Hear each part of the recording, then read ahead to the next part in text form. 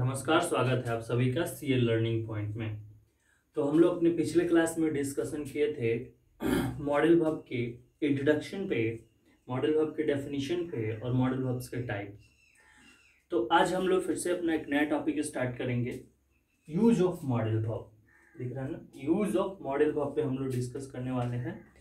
मतलब कल जो हमने पिछले क्लासेस में जो मैंने आपको 13 मॉडल वर्ब्स बताए थे, उन 13 मॉडल वर्ब्स का किस किस स्टेट में, किस किस अवस्था में यूज हो सकता है, उस पर हम लोग आज डिस्कस करने वाले हैं।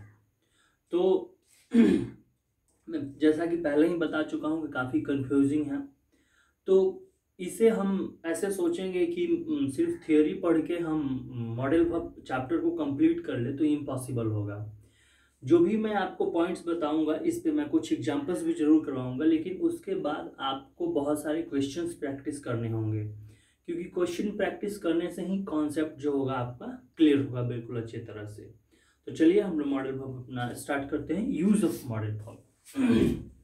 देखिए, यूज ऑफ मॉडल वर्ब में एक हमारा मॉडल वर्ब जो था वो मॉडल वर्ब है हमारा कैन। कैन हमारा मॉडल वर्ब है। बचपन से बहुत सारे ट्रांसलेशन की बुक में या ऐसे कैन पढ़ाने का मतलब आपको बताया गया है कि जिस हिंदी वाक्य अंत में सकता है, सकती है, सकते हो, वहां पे आप कैन लगा दीजिए। और आपने वही डेफिनेशन अभी तक रट के रखा है और वास्तव में आपने समझा कि कैन का यूज जो है वही होता है। लेकिन अंग्रेजी ग्रामर के अनुसार इसकी कॉन्सेप्ट कुछ और है, इसकी थ्योरी कुछ और है। और क्या है, चलिए हम लोग उस पर डिस्कशन करेंगे। कैन का जो है वो एक सबसे इंपॉर्टेंट यूज है कि कैन जो है ना वो एक्सप्रेस करता है capacity. It is express capacity, अर्थात क्षमता। अब देखिए सिचुएशन थोड़ा सा ध्यान से समझना है।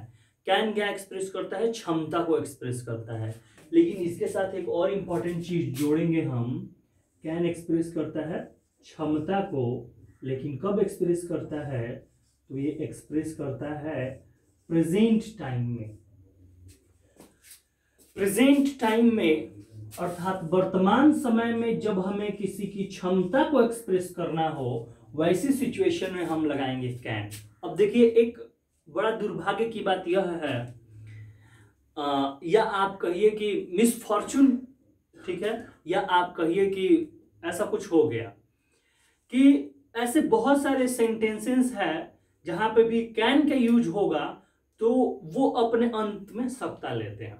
तो ऐसा समझा गया कि जितने जगह पे, हर प्लेस पे कैन का यूज होगा वो सारे अपने अंत में सत्ता लेंगे। तो बहुत सारे हिंदी के टीचर जो अंग्रेजी भी पढ़ाते हैं, उन्होंने लिखा कि जिस हिंदी वाक्य के अंत में सत्ता है वहां पे आप कैन लगा दो, और अब आपने समझा कि कैन का हम लोग मॉडल वर्ब यूज पढ़ रहे हैं। लेकिन ऐसे बहुत सारे भी यूज हो सकते हैं जहां पर सत्ता ना भी आए, फिर भी हमें कैन का यूज करना पड़ता है। या और भी मॉडल वर्ब्स के साथ कंफ्यूजन है, और जो भी कंफ्यूजन उसे आगे डिस्कस करेंगे। लेकिन कैन का एक नंबर यूज आप बना के लिखिएगा कि यह वर्तमान की क्षमता को दर्शाता है। यह वर्तमान की क्षमता को दर्शाता है।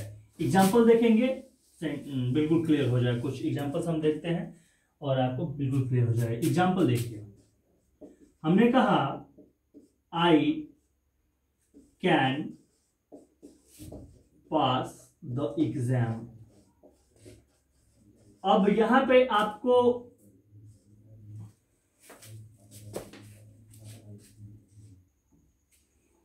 तो एग्जाम्पल है आपके सामने, I can pass the exam.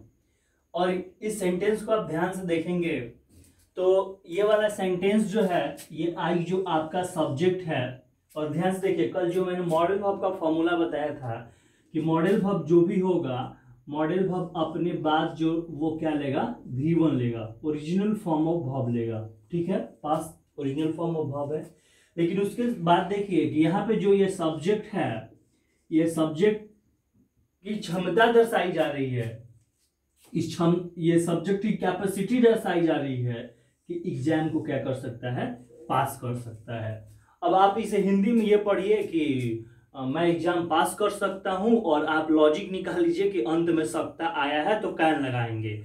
कुछ स्थितियों के लिए वो भी सही है, लेकिन हर जगह वो सही नहीं होगा। लेकिन आप ये वाला कॉन्सेप्ट यदि अपने माइंड में रखते हैं कि हमें जहां पर भी कैपेसिटी एक्सप्रेस करनी हो, क्षमता एक्सप्रेस करनी हो, और वो क्षमता कब का हो, प्रेजेंट का क्षमता हो, तो उसके लिए हम लोग कैन का यूज करेंगे। कुछ और एग्जांपल देखते हैं। हमने कहा कि द लॉइन, फिर हमने कहा कैन किल एन ऑक्स। जानते हैं आप, लॉइन जो है वो ऑक्स को मार सकता है। अच्छा, मैं ऐसा कह देता कि ऑक्स जो है लॉइन को मार सकता है, क्या ये उसकी क्षमता है? बिल्कुल नहीं है। बट लॉइन के पास वो कैपेसिटी है कि it can kill an ox, एक ऑक्स को मार सकता है। और इसे प्रेजेंट टाइम में हम एक्सप्रेस यदि करना चाहते हैं, मतलब प्रेजेंट टाइम में इस लॉइन की क्षमता दर्शाना चाहते हैं, हमने कहा यूज किया कैन। और आप देख रहे हैं कैन के बाद क्या यूज हुआ, बी वर्ड। कुछ और एग्जांपल लेते हैं और क्लियर होगा। हमने कहा I can use your phone, और यहां पे आप देख सकते हैं कि हमने यूज किया है फिर किस चीज का, कैन का। तो मतलब किसी का कोई यदि फोन यूज करेगा, उसके पास उसके फोन यूज करने की कैपेसिटी होगी, और इस कैपेसिटी को एक्सप्रेस करने के लिए हम यूज कर रहे हैं कैन। एक और एग्जांपल लेंगे, बिल्कुल क्लियर हो जाएगा। और हमने कहा कैन यू टाइप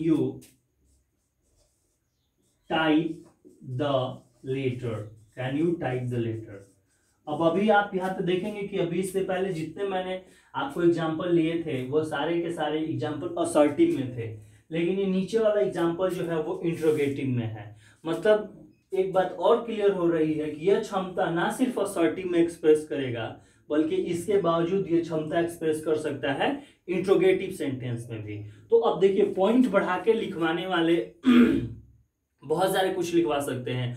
अब वो लिखाएंगे कि यह क्षमता को दर्शाता है सकारात्मक सेंटेंस में, यह क्षमता को दर्शाता है प्रश्नवाचक सेंटेंस में। तो बहुत सारे पॉइंट्स बढ़ाने की आपको जरूरत नहीं है, बस आपको एक पॉइंट समझने की जरूरत है कि किसी भी सिचुएशन में, और वो सिचुएशन यदि प्रेजेंट की हो और उस समय आप किसी की भी क्षमता को एक्सप्रेस करना चाहते हैं, आप बेहिचक कैन का यूज कीजिए, बिल्कुल सही होगा। जैसे can you type the letter, यदि आपको लेटर टाइप करने आता है तो ऑफ कोर्स ये आपकी कैपेसिटी की बात है।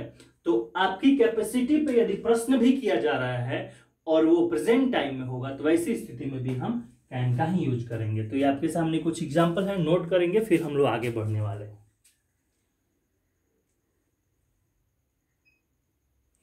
तो देखिए, अगला पॉइंट है कुड। अब क्षमता की बात हो ही रही है तो थोड़ा इसको भी निपटा लेते हैं साथ में ही। कुड भी कैपेसिटी को एक्सप्रेस करता है। अब देखिए, थोड़ा सा इसके पीछे हिंदी व्याकरण, हिंदी से जो अंग्रेजी आपको समझाते हैं उसका लॉजिक देखिए। वो बोलते हैं कि जिसके अंत में सकता है उसके लिए आप लगाइए कैन, और जिसके अंत में सका है, सकी है या सकता था रहे, तो उसके लिए आप लगाइए कुड। ठीक है, लेकिन थोड़ा सा ध्यान से देखिए कि अभी मैंने आपको एक एग्जाम्पल कराया था। हमने कराया कि I can pass the exam. मान लीजिए कि क्वेश्चन आपको ये क्वेश्चन आपको फिल करने के लिए आता है, बोला कि fill the suitable modal auxiliary verb. तो इसमें आपको कहां ऐसा दिख रहा है कि सकता कहीं पे लिखा हुआ है, then how can you fill this question? नहीं कर सकते हैं ना। लेकिन if you understand the concept behind this question, that can is express capacity of present time, then you can easily fill of this answer. तो क्या है, तो आप कॉन्सेप्ट को समझिए, उस चीज के चक्कर में ना रहिए। वो मैं इतना जरूर कह रहा हूं कि वो ट्रांसलेशन, अनुवाद बनाने के लिए सही है, लेकिन ग्रामर के लिए वो सही नहीं है। ग्रामर के लिए क्या सही है मैं आपको बताता हूं। कुड के पीछे का रीजन, कुड कहां पे यूज होगा। हमने कहा कि यह भी कैपेसिटी को एक्सप्रेस करता है, कैन भी कैपेसिटी को एक्सप्रेस करता था, बट कैन कैपेसिटी को एक्सप्रेस करता था प्रेजेंट टाइम का, और कुड कैपेसिटी को एक्सप्रेस करेगा पास्ट टाइम का। मतलब जब कभी हमें पास्ट टाइम में कैपेसिटी को एक्सप्रेस करना हो तो हम क्या यूज करेंगे, कुड यूज करेंगे। एग्जांपल देखेंगे, कुड लिखकर, और लिखना क्या है कि यह भूतकाल अर्थात पास्ट की क्षमता को दर्शाता है। एग्जांपल देखेंगे, पॉइंट बिल्कुल क्लियर हो जाएगा। एग्जांपल देखिए, एग्जाम्पल है I could by a new car last month.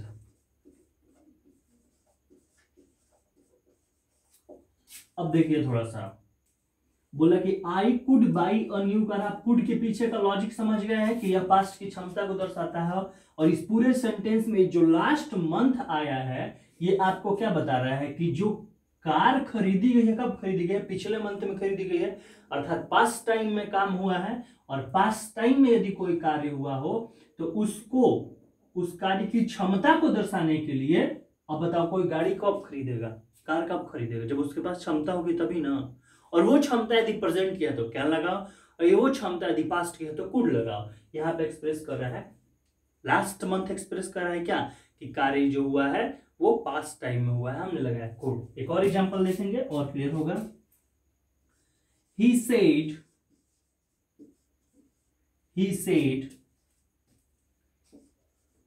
he could hire a taxi।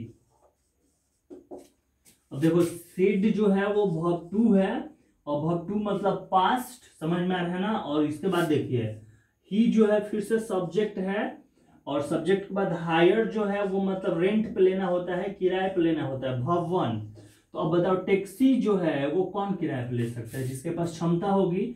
लेकिन वो मान लो कि 2 महीने पहले टैक्सी किराए पे लिया होगा और आज उसकी वो चर्चा कर रहा है, वो उसे बता रहा है, तो कार्य पास्ट में हुआ, और पास्ट की क्षमता को दर्शाने के लिए मॉडल वर्ब कुड का यूज किया गया है। ठीक है, एम डॉट भी का मतलब यहाँ पे मेन वर्ब नहीं, मॉडल वर्ब। तो यहां समझ में आ रहा। अब थोड़ा ध्यान से देखो कि कहीं यदि सेंटेंस सिर्फ आपको ये बताए कि वो क्षमता एक्सप्रेस कर रहा है, वो ये ना कहे कि वो क्षमता प्रेजेंट का है कि वो क्षमता पास्ट का है, तो फिर आपके पास कंफ्यूजन हो जाएगा। जैसे ये दोनों सेंटेंस हमने आपको बताया, लास्ट मंथ ये भी पास्ट को एक्सप्रेस कर रहा था, और यहाँ पे सेड ये भी पास्ट को एक्सप्रेस कर रहा था। आपने सेंटेंस को पढ़ा, समझा, और ये यहाँ पे लिख दिया कि भाई ये क्या एक्सप्रेस कर रहा है, क्षमता को एक्सप्रेस कर रहा है, पास्ट टाइम का आपने कुड लगा दिया। लेकिन सिचुएशन आपके सामने ऐसी आ जाए कि आप, चूंकि तो क्षमता को कुड भी दर्शा रहा है और कैन भी दर्शा रहा है, तो सिचुएशन आपके सामने ऐसी आ जाए कि अब आप क्या कर सकते हैं, आपको सिर्फ सेंटेंस ये बता रहा है कि क्षमता, टाइम नहीं बता रहा है, तो क्या कीजिएगा। तो एक बात आप ध्यान रखिए कि कैन जो है वो कुड से ज्यादा सुपीरियर है, ज्यादा अच्छा है। एग्जाम्पल के तौर पे यदि मैंने ऐसे आपको ऑप्शन दिया और यहां पे कहा कैन या कुड, ठीक है, स्पीक इंग्लिश, ठीक है, तो अब आप पूछिएगा कि सर यदि कैन आप लगा रहे तो कुड क्यों नहीं हो सकता है। पहले ध्यान से देखिए, स्पीक तो है V1, इससे तो पता लग जा रहा है कि भाई ये प्रेजेंट का काम हो रहा है। लेकिन आप क्या कर सकते हैं कि कुड का भी यूज किया जा सकता है, समझ में आ रहा है ना। कुड के बाद भी V1 आता है, और कैन के बाद भी V1 है, क्योंकि मॉडल वर्ब के बाद हम लोग V1 का यूज करते हैं, वर्ब वन का। तो आई कैन, अब यहाँ पे आपको वो रेफरेंस भी समाप्त हो जाता है कि V1 जो है वो प्रेजेंट में आता है और V2 है जो पास्ट में आता है, क्योंकि मॉडल वर्ब के बाद हमेशा कैसा वर्ब फॉर्म आएगा, V1 आएगा। तो आई कैन स्पीक इंग्लिश ये भी सही था, आई कुड स्पीक इंग्लिश ये भी सही था, ठीक है। लेकिन जब तक सेंटेंस में हमें कोई पास्ट का रेफरेंस नहीं मिल जाता है, तब तक हमें प्रेजेंट का ही लगाना उपयुक्त होता है। सो हम क्या लगा सकते हैं, मैं ऐसा नहीं कर रहा हूं कि क्या नहीं सही होगा, कुड गलत हो जाएगा, बिल्कुल नहीं। मैं एक बात कहना चाहता हूं कि जब तक वाक्य में हमें पास्ट की रेफरेंस नहीं मिल जाती है, कि मतलब सेंटेंस ऐसा कुछ ना हमें बताए कि पास्ट से वो रिलेटेड हो, तो फिर वैसी स्थिति में हम कैन यूज कर सकते हैं। ठीक है, आगे के पॉइंट पर हम चर्चा करते हैं।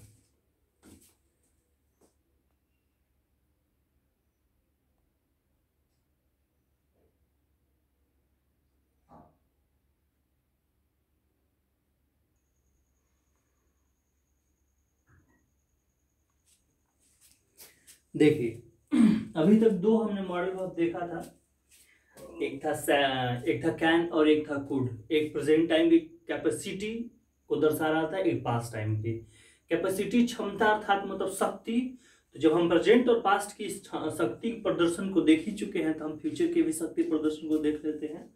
देखिए हमने आपके सामने एक स्ट्रक्चर लिखा है कि यदि किसी वाक्य में सब्जेक्ट हो, सब्जेक्ट के बाद सेल या विल हो, और आपको पता है कि सेल या विल दोनों मॉडल वर्ब है, ठीक है, तो ये सेल या विल का भी यूज हो जाएगा। तो सब्जेक्ट के बाद यदि सेल या विल हो और उसके बाद बी हो और उसके बाद एबल हो, उसके बाद टू हो, उसके बाद वर्ब वन हो, तो ये वाला जो स्ट्रक्चर है वो भविष्य अर्थात फ्यूचर के शक्ति के लिए है।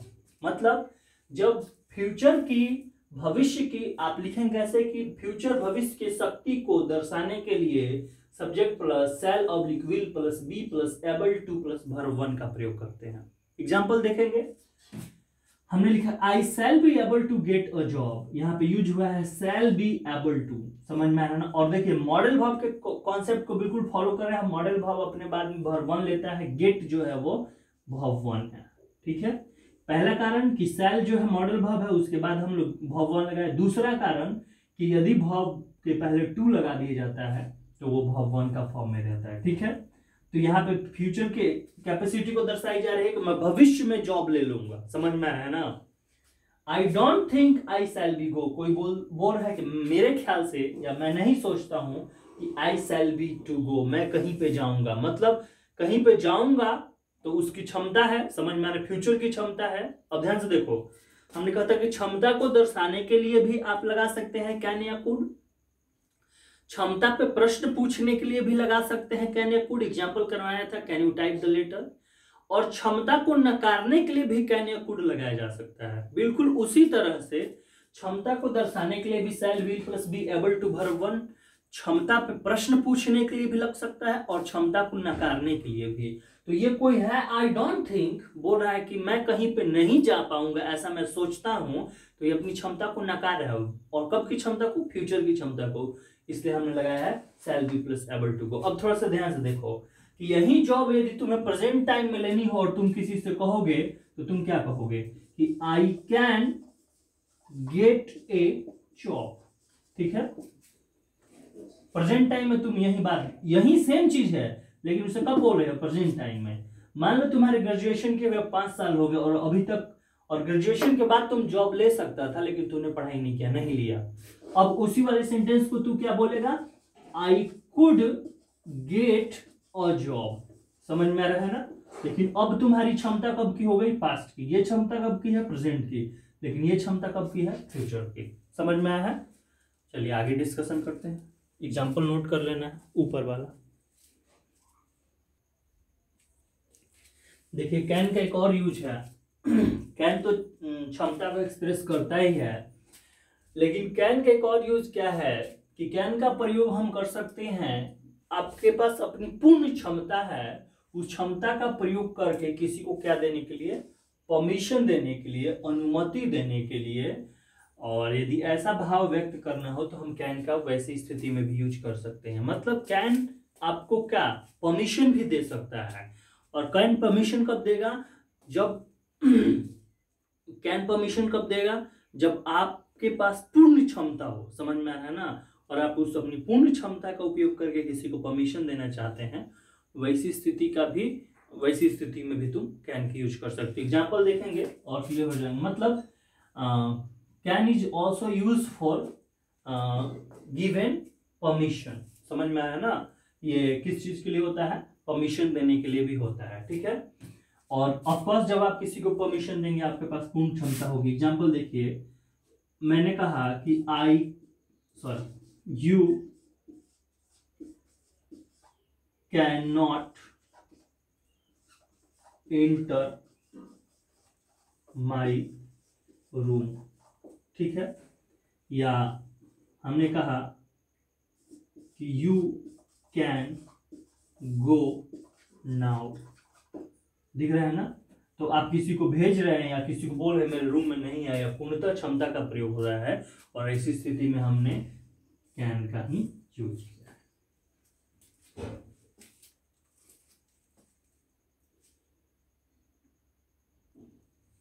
देखिए एक आपके सामने स्ट्रक्चर है, subject plus could plus have plus verb 3 plus object. यहाँ पे ये कुड का यूज नंबर 2 है इस तरह देखिएगा स्ट्रक्चर को। हमने कहा पहले आपको इस स्ट्रक्चर के बेसिस पे थ्योरी क्या होगा। हमने कहा कुड क्या बताता है, पास्ट टाइम की क्षमता। तो हमने कहा जब किसी के पास किसी कार्य को करने की क्षमता तो थी, तो मतलब कुड की बात करें तो कब, पास्ट टाइम में।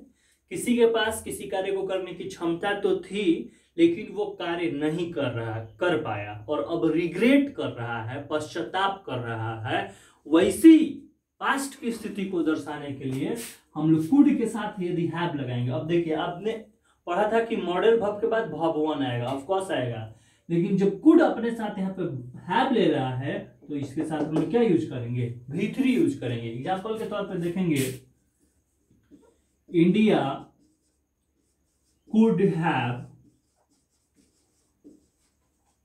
on the final match।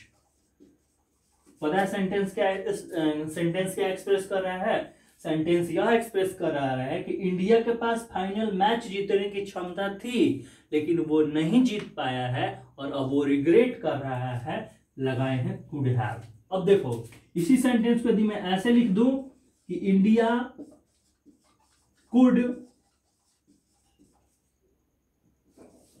Win the final match. अब सिर्फ इस सेंटेंस से आप यही समझते हैं कि इंडिया के पास फाइनल मैच जीतने की क्षमता थी। कब थी, पास्ट में।